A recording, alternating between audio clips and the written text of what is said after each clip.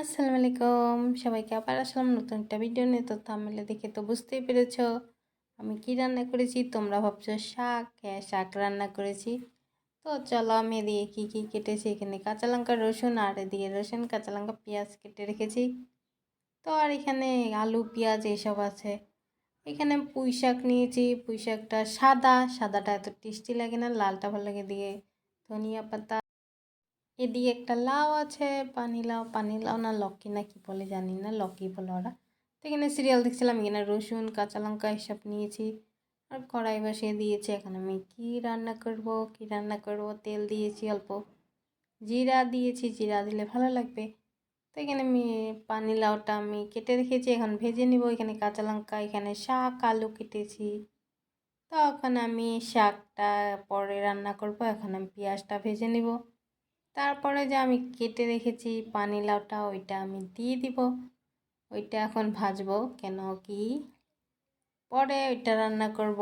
ওইটা একটু ঝোল টাইপের বানাবো আর এটা ভাজি। তো ভাজিটা তো আগে বানাতে হবে, তো এখানে আমি ভাজিটা দিয়ে দিয়েছি। পানিলাউটা কেটে কুচি কুচি করে কেটেছি। তো এখানে আমি একটু হলুদ লবণ এইসব দিয়ে দিব, আর লঙ্কার গুঁড়ো তো দেবো না ভাজিতে। এখানে আমি এখন হলুদ লবণ এইসব দিয়ে দিব।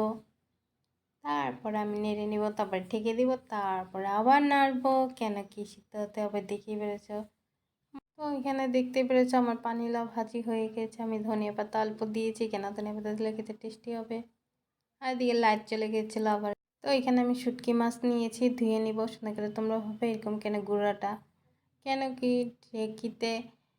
ঢেকিতে গুঁড়া করেছি, মাছ ছিল ছোট ছোট, এটা গুঁড়া করে একদম মিহি করেছি। তারপর এটা লাড্ডু করেছি, অনেক দিন শুকিয়ে শুকিয়ে অনেক দিন খাওয়া যায়। দেখতে পেরেছো এটা কীরকম কালার দেখা যাচ্ছে, গোবরের মতন কালার, কিন্তু না এটা শুটকি মাছ।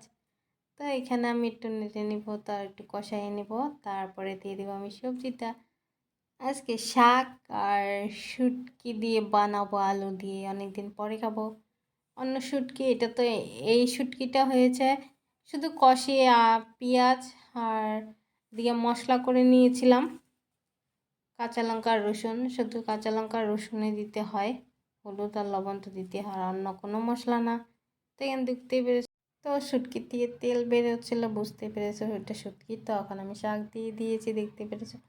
তো আমি একটু নেড়ে নিব, তা দেখা যাচ্ছে অনেকগুলা, কিন্তু শাকটা শুকিয়ে অল্প হয়ে। এখানে আলু দুইটা দিয়েছি আলু, তো এখানে দেখতে পেয়েছো হয়ে গিয়ে হয়নি, একটু কষিয়ে তারপর জল দিতে হবে, কেন ঝোলটা শাকের থেকে তেমনি জল বের হয়। তো এখানে আলুটা সিদ্ধ হওয়ার জন্য তারপর এরকম করে দিয়েছি। এখানে ওই শুটকিটা শুধু শুকনো শুকনো খেতে ভালো লাগে, অন্য সবজির সঙ্গে না। তো অনেকদিন পরে বানিয়েছি, তো এত খারাপ লাগেনি, খেয়ে খাওয়া গিয়েছে, ভালোই হয়েছে। তো দেখতে পেরেছো দিকে আমার জলটা শুকিয়ে শুকিয়ে গিয়েছে। তো প্লিজ ভিডিওটা কেউ স্কিপ করবে না, পুরো ভিডিওটা দেখে যাবে আজকে আমি কি কি বানাবো। তো এখানে জল শুকিয়ে গিয়েছে, এখন অল্প জল দিব, কেন ঝোল ঝোল হতে তরকারিটা শুটকি মাছে তো জল লাগে, খেতে ভালো লাগে। তো এখানে আমি জল দিয়েছি অল্প, তারপরে আমি ঢেকে দেবো। জলটা যখন অল্প শুকিয়ে যাবে তখন নামিয়ে দেবো, আমার সবজি হয়ে রেডি তখন। তো দেখতে পেরেছো আমি একটু নেড়ে নিয়েছি। শুটকির তরকারি কার কার পছন্দ শুটকির তরকারি কমেন্টে জানাবে। আমার শুটকির তরকারি হয়ে গিয়েছে। তো কে কে খেতে আসবে চলে এসো, এখন আমি ভাত খাবো। আগে ভাজি দিয়ে খাচ্ছি, সত্যি ভাজিটাও খুব টেস্টি হয়েছিল। শুটকি মাছটা গোটাটা ভালো লাগে, যে লইট্টা শুটকি আর ধরনের শুটকি আমি নাম জানি না এত তোগুলার। তো ওগুলা দিয়ে রান্না করলে খুব টেস্টি লাগে, হেভি লাগে খেতে, মানে অনেক টেস্টি লাগে।